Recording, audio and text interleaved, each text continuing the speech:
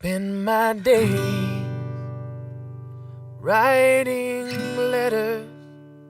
I spend my evenings singing songs.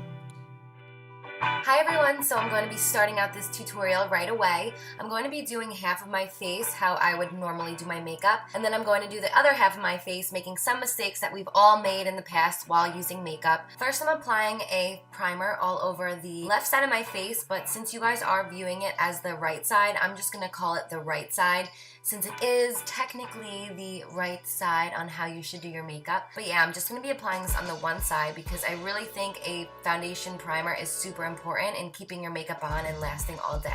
I always see a ton of people asking how to choose your right foundation shade, and if you have a tan or if you're a little bit lighter, of course that's going to change. What I recommend doing is using the testers and getting it close to the color that's right on your hand. You don't want to do anything too dark because you can always use a bronzer to darken up your face, so I always like to get something maybe a little bit lighter than my skin tone, and then again with the contouring and the bronzer, it really darkens up your face and it gives it a really natural look. So once you've found your correct foundation shade, you just want to apply it all over your face, and this one is number 320, and one thing that I notice is that my color goes all the way up to 330 when I do have a tan, so that is why I do have both shades. Another tip that I have is to always bring your foundation down to your neck. I think that is one of the biggest pet peeves I have, when you don't blend everything onto your neck and you have like a really tan face and then a white neck. It just ruins all the hard work that you had done. So please remember this one tip because it is important. So now I'm going to show you what it looks like to put the wrong shade of foundation. I think one of the problems that most people have is picking out a color that is not right for them, as I had just previously stated. But you will notice that the foundation, if it doesn't match your skin tone right away, you'll notice that your neck is a complete different color. So beware of this and make sure not to get anything too dark for your face.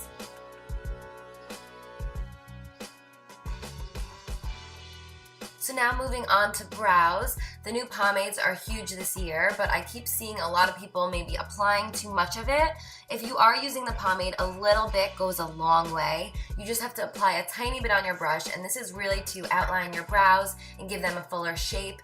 And then what I like to do is take a powder to fill it in so it's a little bit darker. I love big brows, so I am not against big brows, or if you like really shapely brows. However you prefer the shape is completely fine. But again, you want them to be natural. You don't want them to look like you just used a Sharpie marker over your eyebrows. So just keep trying until you find the right color, and I promise you will find it.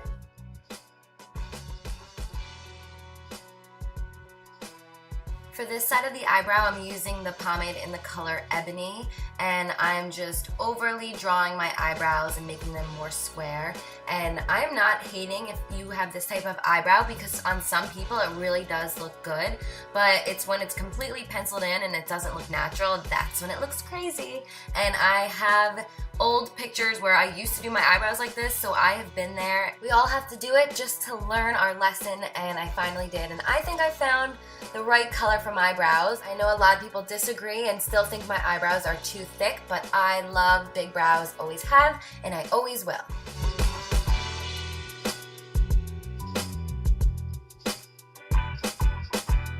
Next, I wanted to talk about contouring, because I think contouring your nose and your face the right way can really accentuate your features. And I know a lot of people have said my nose has looked smaller, and I think along with my weight loss, the contouring really does help.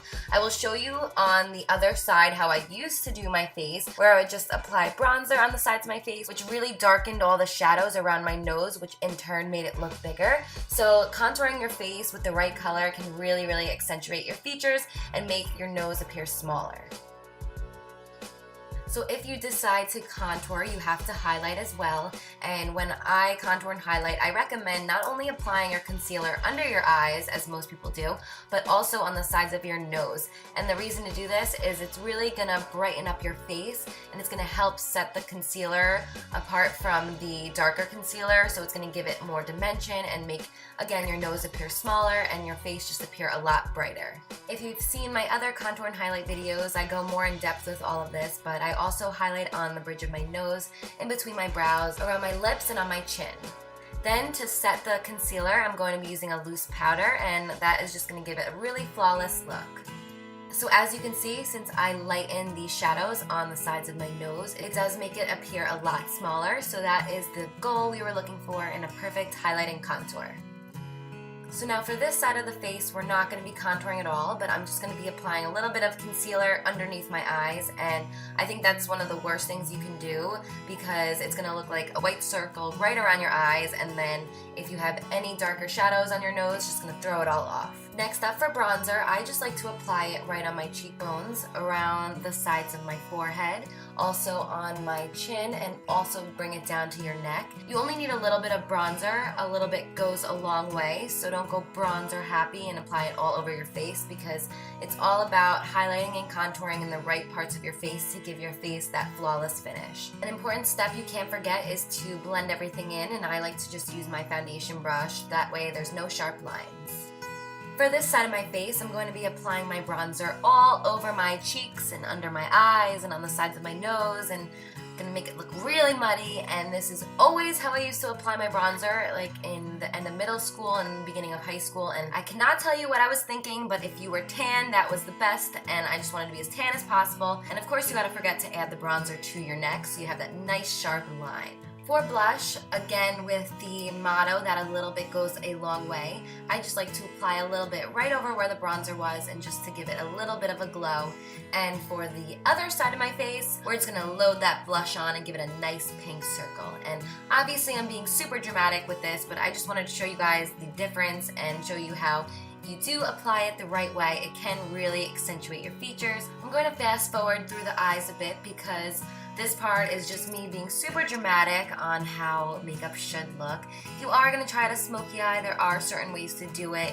I wouldn't apply the black so far up towards your brows. I would keep it as natural as possible, and you can really achieve that by using a larger shader brush. So on the right side of my face, I'm going to apply a makeup look that I normally would do, and then on the left side, I'm just making a mess of myself. While applying mascara, I know a lot of people don't like the clumpy lashes. That is something I like, so in my makeup book, that is something I would include, that clumpy lashes are awesome, but of course, everyone thinks differently. And another pet peeve that I actually have is when you don't apply mascara to the bottom lashes. Now, that just may be me, but I really think applying mascara to the bottom lashes really finishes off a look.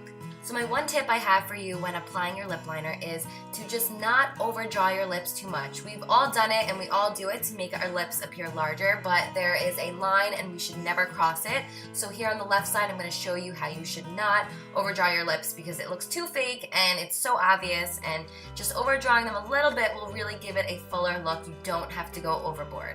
So this is the final result. As you can see, there is a huge difference, and these are all just simple little tips and mistakes that we've all made in the past and that we can fix for the future. So I hope maybe you learned something new. If not, and you know someone that may need to learn some of these tricks, send them this video because we're not trying to be mean here at all. We just want to help other girls out and help our friends out to realize that there are certain ways that you can do your makeup to really accentuate your features. I hope this video helped, and I hope maybe you learned something new. I love you guys so much, and until next time, I'll see you guys later. I used to walk